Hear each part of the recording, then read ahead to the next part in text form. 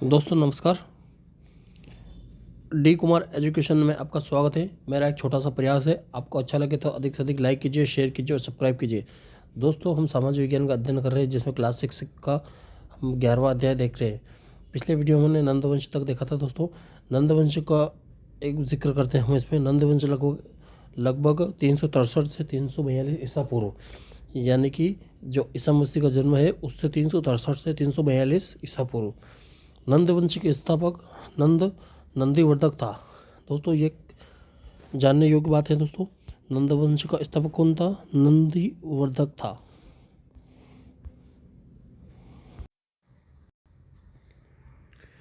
पुराणों में से उग्रसेन भी कहा गया है। दोस्तों पुराणों में नंदीवर्धक को क्या कहा गया है? उग्रसेन।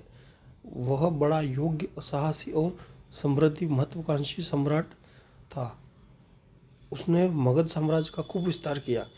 दोस्तों नंदवंशी का स्थापक नंदीवर्धन ने मगध साम्राज्य का खूब विस्तार किया।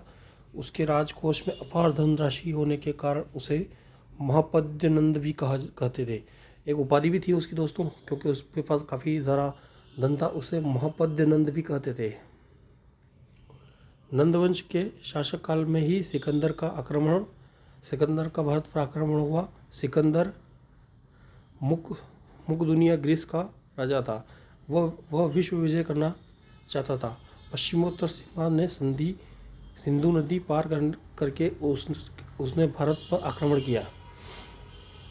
दोस्तों सिंधु नदी पार करके उसने भारत पर आक्रमण किया और 326 ईस्वी पूर्व, कब किया है? 326 ईस्वी पूर्व पंजाब के कुछ भाग पर उसने विजय प्राप्त की, किंतु मगध के सम्राट की शक्ति के विषय में सुनकर उसकी सेना ने आगे बढ़ने से इनकार कर दिया।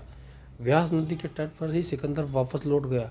जिन क्षेत्रों में उसने जीता था वहाँ के प्रशासन के लिए उसने अपने प्रतिनिधि नियुक्त किए गए थे। सिकंदर के आक्रमण के परिणाम महत्वपूर्ण सिद्ध हुए। इस घटना के कारण भारत और यूनान के बीच सीधा संपर्क स्थापित हो गया। परस्पर व्यापार बढ़ा। दोस्तों भारत और यूनान के बीच में व्यापार उस समय भी चलता था। सिकंदर के साथ आए यात्रियों ने महत्वपूर्ण भौगोलिक वर्णन किया। उन्होंने सिकंदर के अभियान या तिथि सहित वर्णन किया। इससे हमें बाद की घटनाओं का भारतीय कार्यकाल को निश्चित आधार पर तैयार करने में सहायता मिलती है। नंद की विशाल सेना में लगभग 20,000 घुड़सवार सैनिक, 20,000 पैदल सैनिक, 2,000 रथ, लगभग 4,000 हाथी थे। भारी संख्या में हाथी रखने के कारण ही मगध के राजा अधिक शक्तिशाली माने जाते थे। नंदवंश के अंतिम शासक घनानंद का वध करके चंद्रगुप्त ने मौर्य साम्राज्य की नींव डाली। नंदवंश का अंतिम शासक कौन था? घनानंद। उसका वध चंद्रगुप्त मौर्य ने कर मौर्य साम्राज्य की नींव डाली। राजनीतिक प्रशासनिक जीवन शैली।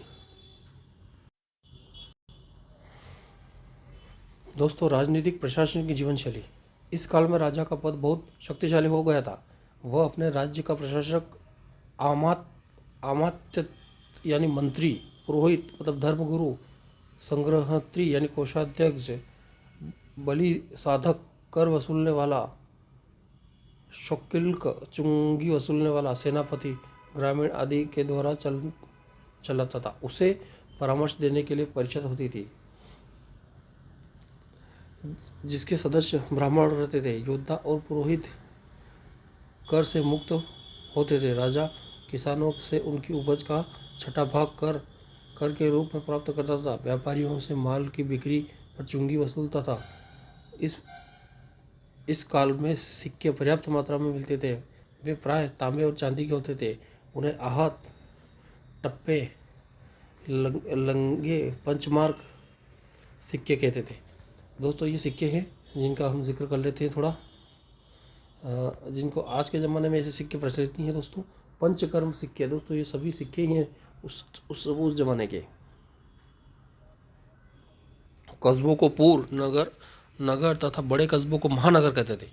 उज्जैनी, श्रावस्ती, अयोध्या, काशी, कौशंबी, चंपा, राजगिरी, वैशाली, प्रतिष्ठान, भृगुगच्छ, प्रमुख नगर थे। मकान मिट्टी के थे, पक्की ईंटें होती थी। नगर के चारों तरफ प्राचीर और विशाल प्रवेश द्वार होते थे। महाजनपदकालीन नगर।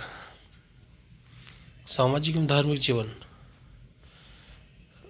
दोस्तों ये महाजनपदकालीन नगर का एक दृश्य है जिस समय ऐसा होता था।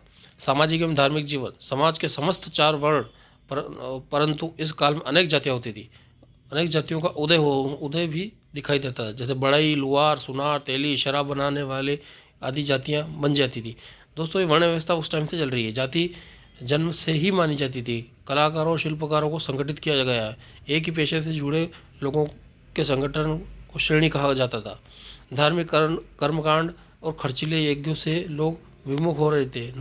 दो नए धर्मों का उदय हुआ था। इनमें से एक बौद्ध धर्म था और दूसरा जैन।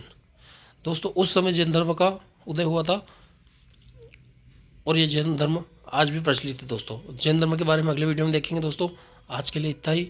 मेरा एक छोटा सा प्रयास है, आपको अच्छा लगे तो अधिक से अधिक लाइक कीजिए, शेयर कीजिए, सब्सक्राइब कीजिए। धन्यवाद दोस्तों।